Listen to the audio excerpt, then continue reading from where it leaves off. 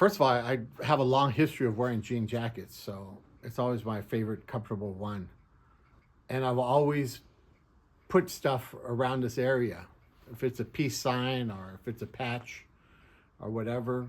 Now I get something that's less static, much more active. And that's what I want to express. To be able to show these videos that I really, really like, and to wear that, have that part of my decor as I enter in a place. I feel comfortable with it. But what happens though is that it does attract people. And so you get to meet people effortlessly. Like this video here is Neneh Cherry, Buffalo Stance, probably from 87, 88. Great song, love the song, and but I love the family tradition that her father, Don Cherry, started as a improv, jazz type of creator.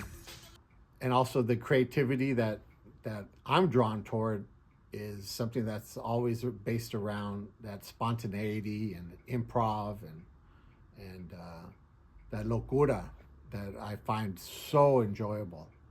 So when I choose these videos, it allows me to express that type of insight into who I am. I think folks who are interested in being part of the first 100, buying a piece of clothing and then having your purchase and your experience documented, that is something that's, like I said, is groundbreaking. And that's right in line with the intention of Pickpocket, to provide that type of an experience.